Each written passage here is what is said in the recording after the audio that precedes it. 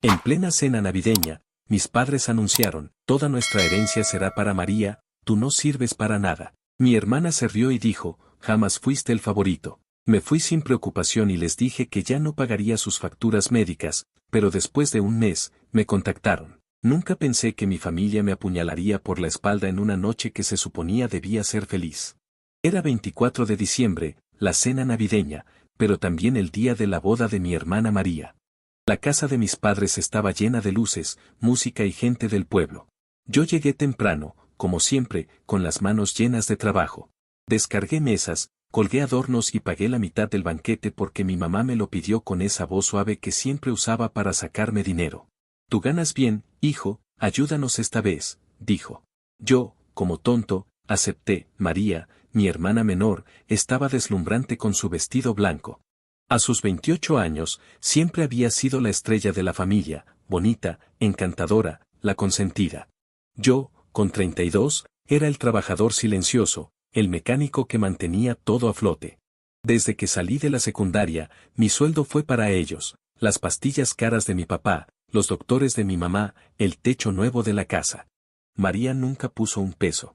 Ella tiene un futuro brillante, decía mi papá. Yo no decía nada. Estaba acostumbrado a ser el burro de carga. La boda fue bonita hasta que llegó la cena. Nos sentamos bajo las luces navideñas, con platos llenos de pavó y tamales. El novio de María, Javier, un tipo presumido que vendía casas, no paraba de hablar de su éxito. Yo estaba comiendo tranquilo con mis tíos cuando mi papá se paró con un vaso en la mano. Pensé que iba a brindar por los novios. ¡Qué estúpido fui! Esta es una noche especial, dijo, con esa voz seria que ponía cuando quería impresionar.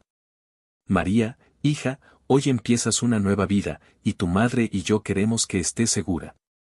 Por eso, toda nuestra herencia será para ti, la casa, las tierras, el dinero que hemos guardado. Te lo mereces. El aire se congeló. Miré a mi mamá, esperando que dijera algo, pero ella solo sonrió y asintió. Mis tíos se miraron raro, y algunos primos me echaron un vistazo, como esperando que yo reaccionara. Entonces mi papá me clavó los ojos y soltó, tú, hijo, la verdad es que no sirves para nada. Nunca has hecho algo grande. María es el orgullo de esta familia. Sentí que el suelo se abría bajo mis pies. No sirves para nada. Las palabras me golpearon como martillazos. Antes de que pudiera procesarlo, María soltó una risa fuerte desde la mesa principal. Siempre lo supe, dijo, con una sonrisa cruel. Jamás fuiste el favorito. Ni siquiera sé por qué te matas trabajando tanto. Javier se rió con ella, y algunos invitados también, como si fuera una broma genial. Mis manos temblaban sobre la mesa. Quise gritar, romper algo, pero me contuve. Me levanté despacio, y el silencio volvió de golpe. Caminé hacia mis padres, que estaban sentados con cara de satisfacción, y les dije, si no sirvo para nada, entonces no esperen que siga pagando sus cuentas. Ni las médicas ni nada. Que María se haga cargo. Mi mamá abrió la boca, pero no la dejé hablar. Agarré mi chamarra y salí. Alguien gritó mi nombre, creo que mi tía Rosa, pero no volteé.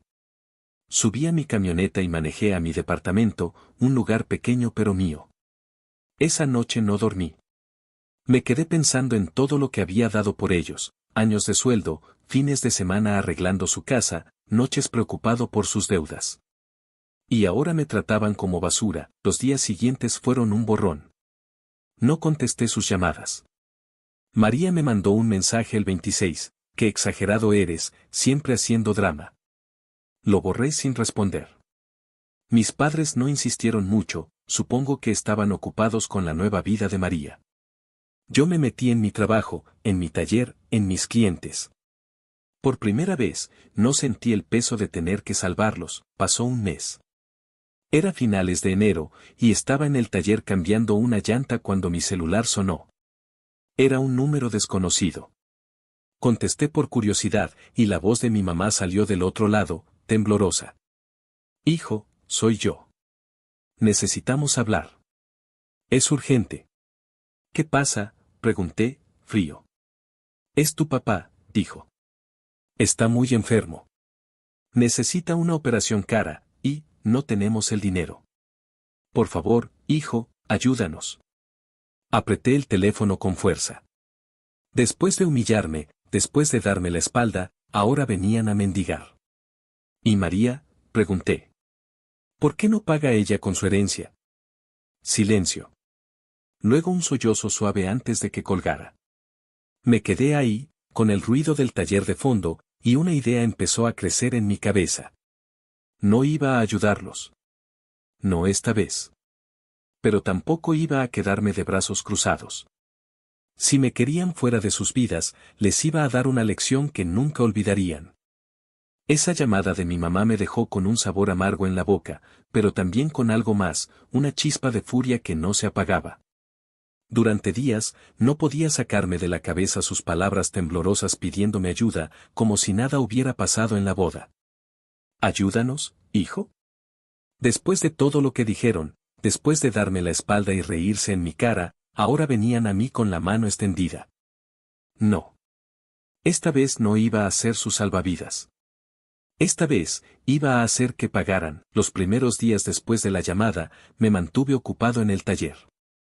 Cambiaba llantas, arreglaba motores, hablaba con clientes como si todo estuviera bien. Pero por dentro, mi cabeza no paraba de dar vueltas. ¿Cómo podían tener el descaro de pedirme dinero después de darme la patada? ¿Y María, con su herencia, dónde estaba? Decidí averiguarlo. No soy de los que se quedan sentados esperando respuestas. Si quería saber qué pasaba, iba a buscarlas yo mismo. El sábado siguiente, manejé al pueblo. No fui directo a la casa de mis padres, no quería verlos todavía. En lugar de eso, paré en el mercado, donde siempre hay chismes frescos. Me senté en la fonda de Doña Lupe, una señora que sabe todo de todos, y pedí un café. Mientras me lo servía, dejé caer una pregunta casual: ¿qué tal la vida de casados de María y Javier? Los vi tan felices en la boda. Doña Lupe sonrió, pero sus ojos brillaron con ese brillo de quien tiene algo jugoso que contar. Ay, mijo, felices sí, pero gastando como si fueran millonarios. Dicen que se compraron una casa grandota en las afueras, de esas con jardín y piscina. La gente no para de hablar de eso, porque nadie sabe de dónde sacaron tanto dinero tan rápido. Me quedé callado, tomando un sorbo de café. ¿Y mis papás? ¿Cómo están ellos?, pregunté, como si no me importara mucho. Ahí cambia la cosa, dijo Doña Lupe, bajando la voz. Tu papá está mal, dicen que necesita una operación del corazón. Tu mamá anda pidiéndole prestado a medio mundo, pero nadie quiere soltar un peso. Dicen que están bien fregados con deudas del hospital. Salí de la fonda con la cabeza hirviendo. María y Javier nadando en lujo mientras mis padres se ahogaban en problemas. ¿Y la herencia? ¿No se suponía que era para asegurar el futuro de María? Algo no cuadraba. Esa noche, en mi departamento, saqué un cuaderno viejo y empecé a anotar todo lo que sabía. Las tierras que mis padres tenían eran unas hectáreas al sur del pueblo, nada del otro mundo, pero valían algo. La casa era vieja, pero estaba pagada. El dinero ahorrado no podía ser mucho, porque siempre me pedían ayuda.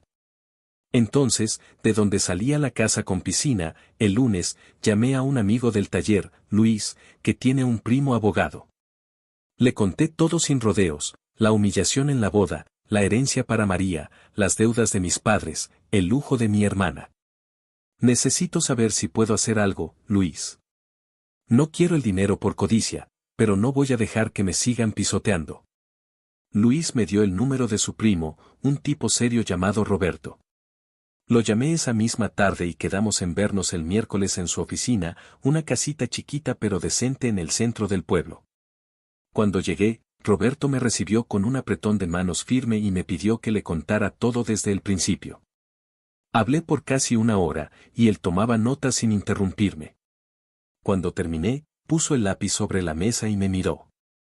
Lo primero que necesitamos es ver los papeles de las tierras y la casa, dijo.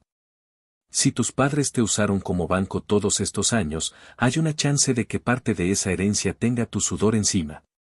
Si demostramos que tu dinero mantuvo esas propiedades, Podrías reclamar algo legalmente. Pero va a ser un lío, te lo advierto. No me importa el lío, respondí. Quiero que sientan lo que yo sentí. Roberto asintió. Entonces empecemos. Necesito que me traigas cualquier recibo, transferencia, comprobante de pagos que hayas hecho por ellos. Facturas médicas, arreglos de la casa, lo que tengas. Vamos a armar un caso. Pasé los siguientes días revolviendo mi departamento como loco. Encontré un montón de cosas, recibos de farmacias de hace 5 años, comprobantes de depósitos que les hice para el tejado. Hasta una nota escrita por mi mamá agradeciéndome por pagar una consulta cara del cardiólogo de mi papá. Cada papel que encontraba era como una pieza de un rompecabezas. Cuando volví con Roberto, le dejé una caja llena de pruebas sobre su escritorio. Esto es oro, dijo, hojeando los documentos. Aquí hay miles de pesos que salieron de tu bolsillo. Si las tierras o la casa se pagaron o mantuvieron con tu dinero, tenemos un argumento sólido para pelear por una parte. ¿Y cómo hago que María y mis papás lo paguen caro?, pregunté. Roberto sonrió por primera vez. Paciencia. Primero, reclamamos lo que es tuyo. Luego, cuando se den cuenta de que están perdiendo, van a empezar a sudar. Si quieres que sufran, deja que el pueblo hable. La gente odia a los ingratos. Esa idea me gustó. El pueblo era pequeño, y los chismes corrían como fuego. Si lograba que todos supieran cómo mi familia me usó y me tiró a la basura, María y mis padres no iban a poder caminar con la cabeza en alto. Pero no iba a ser solo chisme. Quería que perdieran algo real, algo que les doliera. Días después, Roberto me llamó. Encontré algo interesante, dijo. Las tierras que tus padres le dieron a María tienen una deuda vieja con el banco. No es mucho, pero nunca se terminó de pagar. Y adivina quién puso dinero para evitar que las embargaran hace 3 años. Yo, pregunté, aunque ya lo sospechaba. Tú, confirmó. Hiciste un depósito grande en el 2022, según uno de los recibos que me diste. Eso nos da una entrada. Podemos argumentar que esas tierras no eran completamente de tus padres para darlas, porque tú las salvaste. Sentí un calor en el pecho, no de felicidad, sino de algo más oscuro. Estaba empezando a ver el camino. Entonces, ¿qué hacemos ahora?, pregunté. Vamos a mandar una notificación legal a tus padres y a María, dijo Roberto. Les diremos que estás reclamando tu parte por todo lo que aportaste. No te preocupes, lo haremos sonar serio, con fechas y números. Cuando les llegue, van a entrar en pánico. Perfecto, dije. Que empiece el juego. Esa noche, me senté en mi departamento con una cerveza en la mano, mirando el cuaderno donde había anotado mi plan. Paso 1, recuperar lo que era mío. Paso 2, hacer que el pueblo supiera la verdad. Paso 3, verlos caer. No quería solo dinero, quería que María, Javier y mis padres sintieran el mismo vacío que yo sentí en esa boda. Que se quedaran solos, señalados, sin nada. Unos días después, Roberto me mandó una copia de la notificación. Era un papel lleno de palabras legales, pero el mensaje era claro: yo, su hijo inútil, estaba reclamando una parte de las tierras por todo el dinero que puse. La notificación se envió por correo certificado a la casa de mis padres y a la nueva dirección de María y Javier. Me imaginé sus caras al abrir el sobre, y por primera vez en semanas, sonreí de verdad. El teléfono no tardó en sonar. Era María.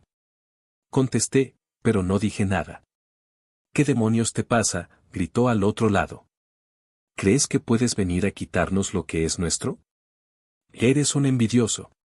Tuyo, respondí, tranquilo. Vamos a ver qué dice el juez. Porque yo puse más en esas tierras que tú en toda tu vida. Colgó furiosa, pero su voz temblaba. Sabía que estaba asustada. Luego llamó mi mamá, llorando. Hijo, ¿por qué nos haces esto? Somos tu familia. Ustedes me enseñaron que no valgo nada, dije. Ahora solo estoy siguiendo sus reglas. Colgué sin esperar respuesta. El juego estaba en marcha, y esta vez, yo tenía el control. La notificación legal fue como tirar una bomba en medio de la casa de mis padres. Sabía que iba a causar caos, pero no imaginé cuánto. Los días después de enviarla fueron un torbellino de gritos, llamadas y rumores que se esparcieron por el pueblo como gasolina en un incendio. Mi plan estaba en marcha, y esta vez no iba a dar marcha atrás. Quería que María, Javier y mis padres sintieran el peso de lo que me hicieron, no solo con palabras, sino con hechos. El primer golpe vino rápido. 2 días después de que María me llamó furiosa, mi teléfono volvió a sonar. Era mi papá. Su voz estaba ronca, como si no hubiera dormido, y por primera vez en años, no sonaba autoritario. ¿Qué estás haciendo, hijo?, dijo, casi susurrando. Nos llegó un papel del abogado diciendo que quieres quitarnos las tierras. Esto es una locura. Somos tu familia. No me digas, familia, ahora, respondí, frío. Ustedes me sacaron de ella en la boda, ¿te acuerdas? Dijiste que no sirvo para nada. Bueno, ahora estoy demostrando que sí sirvo, pero no para ayudarlos. Es un malentendido, gritó. Todo esto es por María, para que tenga algo seguro. No queríamos hacerte daño. Demasiado tarde, dije. Hablen con mi abogado si quieren arreglarlo. Colgué y apagué el teléfono. No quería escuchar más excusas. Ya había tomado mi decisión, iba a recuperar lo que era mío y, de paso, hacer que pagaran por cada palabra que me clavaron en la cena navideña. Roberto, mi abogado, me había dicho que teníamos un caso sólido. Los recibos y depósitos que les di mostraban que yo había puesto miles de pesos en esas tierras y en la casa. Si mis padres querían pelear, que lo hicieran en la corte. El viernes de esa semana, quedé con Roberto en su oficina. Llegué con una coca en la mano, tratando de mantener la calma, pero por dentro estaba ansioso. Me recibió con una sonrisa y un montón de papeles sobre el escritorio. Ya empezaron a moverse, dijo, señalando los documentos. María y Javier contrataron a un abogado, un tipo barato del pueblo vecino. Mandaron una respuesta diciendo que las tierras son de ellos porque tus padres se las dieron legalmente. Pero no tienen cómo explicar el dinero que tú pusiste. Eso nos da ventaja. Entonces, ¿qué sigue?, pregunté. Presentamos todo al juez, dijo Roberto. Los recibos, las pruebas de las deudas que pagaste, los depósitos al banco para salvar las tierras. Vamos a pedir que se reconozca que tienes derecho a una parte, y si no quieren negociar, que se dividan o se vendan. Tus papás y María van a tener que responder en una audiencia. ¿Y cuánto tiempo va a tomar?, dije, porque quería que esto avanzara rápido. Unos meses, respondió. Pero podemos apretarlos antes. Si el pueblo empieza a hablar, van a querer ceder para no quedar como los malos. Ahí fue cuando recordé lo que Roberto había dicho antes, el poder de los chismes. El pueblo era pequeño, y la gente no se callaba nada. Si lograba que todos supieran cómo mi familia me usó y me humilló, María y mis padres no iban a poder esconderse.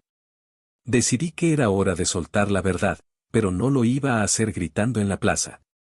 Iba a ser más sutil, más efectivo. Esa tarde, fui al taller de Luis, mi amigo. Él siempre había sido bueno para escuchar, y sabía que no se guardaba nada. Mientras tomábamos un refresco en la entrada, le conté todo, la boda, las palabras de mi papá, la risa de María, las tierras que me quitaron después de años de pagar sus deudas. No exageré nada, solo dejé que los hechos hablaran. ¿En serio te hicieron eso?, dijo Luis, con los ojos abiertos. ¡Qué poca vergüenza!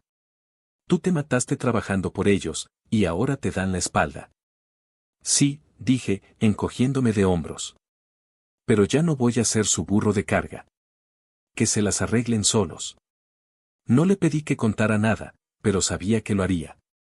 Luis era como una radio ambulante, lo que oía, lo repetía. Y así empezó. Para el domingo, ya había rumores en el mercado. Doña Lupe me lo confirmó cuando pasé por un café el lunes. ¿Es cierto que tus papás te dejaron fuera de la herencia después de todo lo que hiciste por ellos?, me preguntó, mientras me servía. No me gusta hablar de eso, dije, fingiendo tristeza. Pero sí, algo pasó en la boda. Ellos eligieron a María. Doña Lupe chasqueó la lengua. ¡Qué injusticia, mijo! Todo el mundo sabe que tú eras el que los mantenía. Y ahora dicen que María anda presumiendo una casa nueva mientras tu papá está enfermo. ¡Qué feo! No dije más, pero sonreí por dentro. El fuego ya estaba encendido. En una semana, el pueblo entero hablaba de cómo mis padres me habían usado y luego me tiraron como trapo viejo. Algunos decían que María era una malagradecida, otros que mis padres eran unos sinvergüenzas. Hasta Javier empezó a perder clientes en su negocio de casas, porque la gente no quería tratar con alguien tan desleal. Mientras tanto, Roberto me llamó con noticias. El juez aceptó revisar el caso, dijo.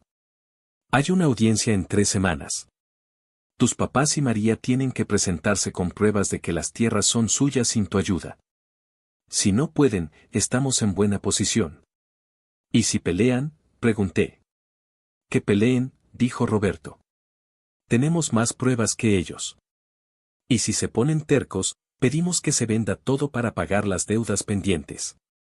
Eso los va a asustar. La idea de vender las tierras me gustó. No solo recuperaría algo de lo que puse, sino que dejaría a María sin su herencia y a mis padres sin nada que ofrecerle.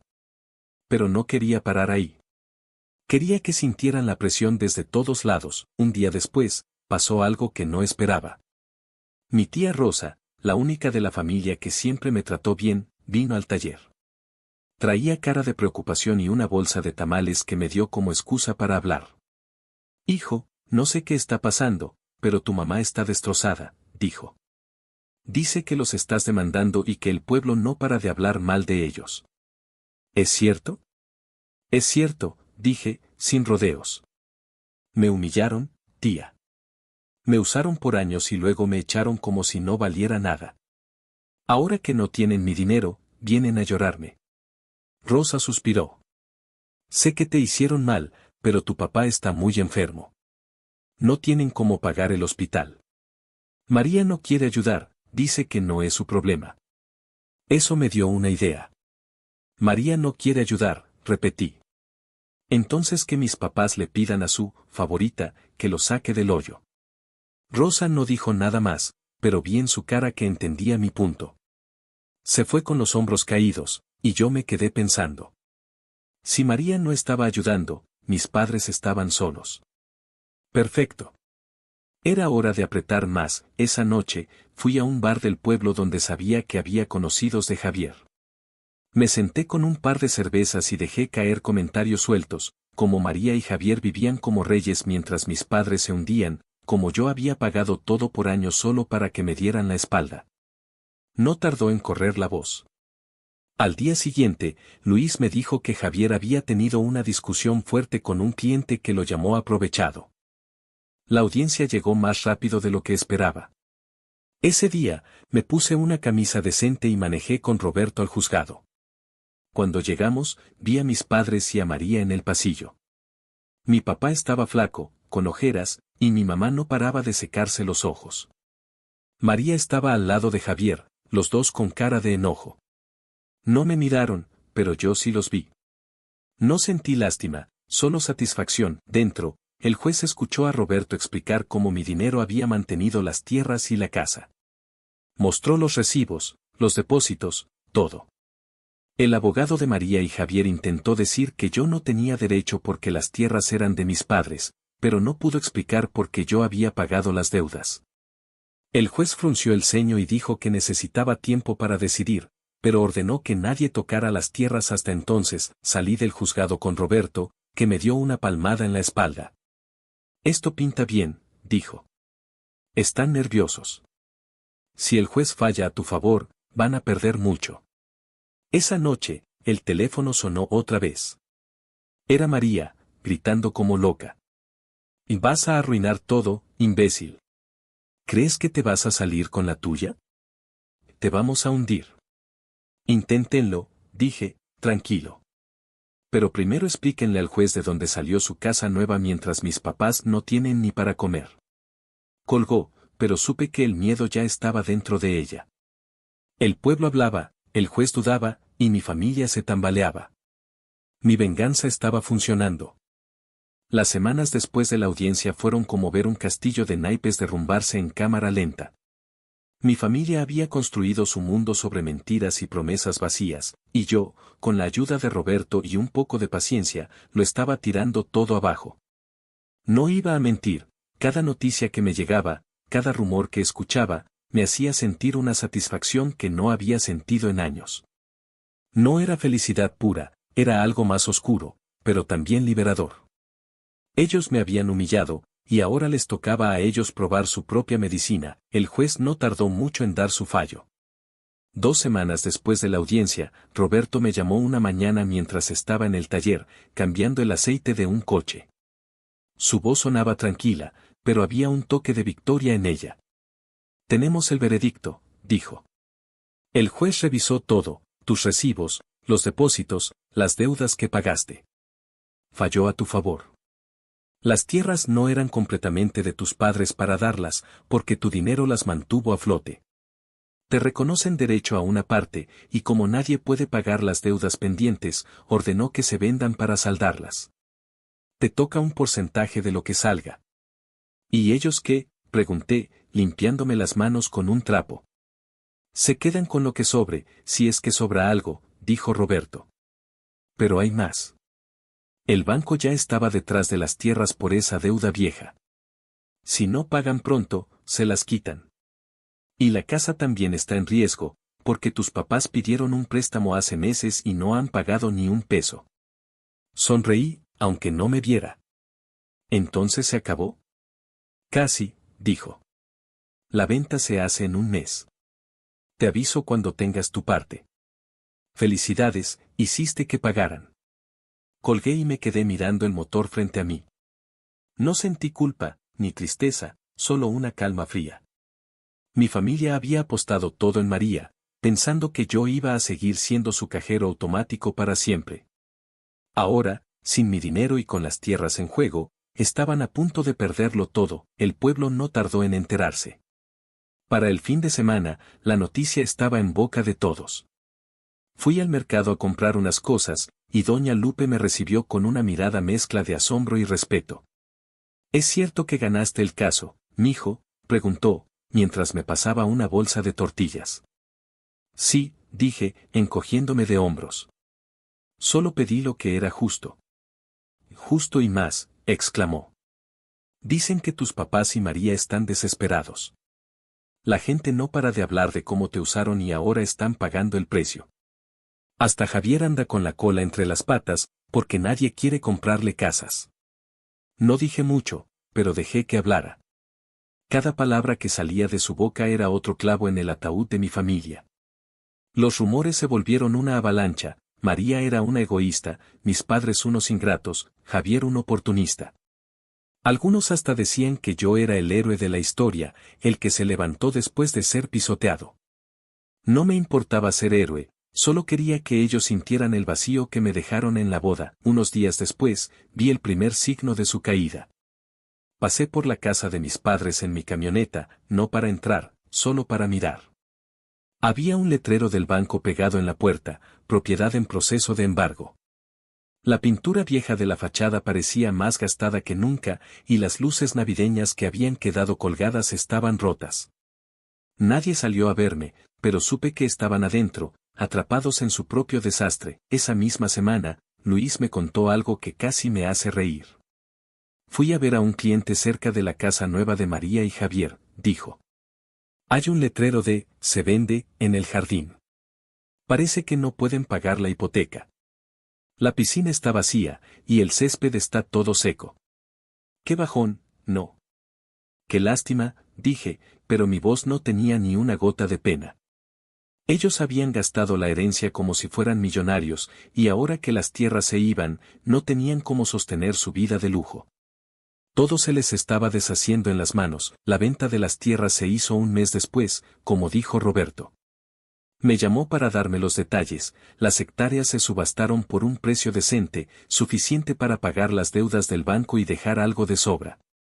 Mi parte fue un cheque por casi 200,000 pesos.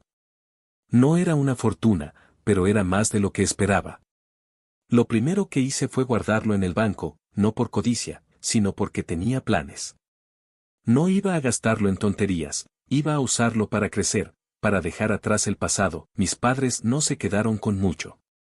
El banco se llevó la casa unos días después de la venta y tuvieron que mudarse a un cuartito rentado en el pueblo. María y Javier perdieron su mansión poco después y terminaron rentando un departamento chiquito en las afueras. El negocio de Javier se hundió, porque nadie quería tratar con él.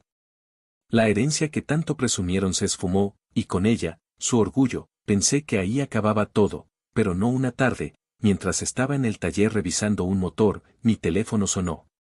Era mi mamá. Dudé en contestar, pero al final lo hice. Hijo, dijo, con la voz quebrada. Por favor, ven a vernos. Necesitamos hablar. ¿Para qué?, pregunté, seco. Tu papá está peor, dijo. No tenemos dinero para sus medicinas. María no nos ayuda, y nosotros, no sabemos qué hacer. Te necesitamos. Sentí una punzada en el pecho, pero no era lástima, era rabia. ¿Y dónde estaba María cuando me echaron de la familia? ¿Dónde estabas tú cuando dijiste que no sirvo para nada? Nos equivocamos, sollozó. Perdónanos, hijo. Fuimos unos tontos. Por favor, no nos dejes así. Colgué sin decir más. Esa noche, María me mandó un mensaje: eres un maldito egoísta. Todo esto es tu culpa. Ojalá te pudras. Lo leí y lo borré. No valía la pena responder. Ellos habían cavado su propio hoyo, y yo no iba a sacarles la pala. Con el dinero de las tierras, hice algo que llevaba años soñando: compré un terreno cerca del taller y empecé a construir uno más grande. Contraté a 2 mecánicos nuevos, amplié el espacio, y en pocos meses, el negocio creció como nunca. Los clientes llegaban por montones, algunos porque habían oído mi historia y querían apoyarme, otros porque mi trabajo era bueno. Por primera vez, sentí que lo que hacía era para mí, no para alguien más. Un día, mi tía Rosa pasó por el taller. Traía esa misma bolsa de tamales y una sonrisa triste. Hiciste lo que tenías que hacer, hijo, dijo. No te culpo. Ellos se lo buscaron. ¿Cómo están?, pregunté, no porque quisiera saber, sino por curiosidad. Mal, dijo. Tu papá apenas sale de la cama, tu mamá trabaja limpiando casas para pagar la renta. María y Javier se pelean todo el tiempo, dicen que van a divorciarse. Se les acabó el cuento de hadas. Asentí, pero no dije nada. Rosa me dio un abrazo antes de irse, y me quedé solo en el taller, mirando el lugar que había construido con mis manos y mi venganza. No sentí alegría completa, pero sí paz. Ellos me habían querido borrar, pero aquí estaba yo, de pie, mientras ellos se hundían. El último golpe vino meses después. Una noche, alguien tocó la puerta de mi departamento. Era mi papá, solo, apoyado en un bastón. Estaba flaco, con la cara hundida, y sus ojos estaban rojos. Hijo, dijo, con la voz temblando. Sé que no merezco pedirte nada, pero estoy desesperado. No tenemos nada. Te lo suplico, ayúdame. Lo miré por un rato, recordando la boda, sus palabras, la risa de María. Luego hablé, tranquilo pero firme. Tú me enseñaste que no sirvo para nada. Sigue viviendo con eso. Cerré la puerta y no volví a abrirla. Esa fue la última vez que lo vi. No sé qué pasó con ellos después, y no me importa. Vendí mi parte del pasado, construí mi futuro, y dejé que el pueblo terminara de enterrarlos en sus propios chismes. Mi venganza no fue solo tomar lo que era mío, fue verlos caer y caminar sin mirar atrás.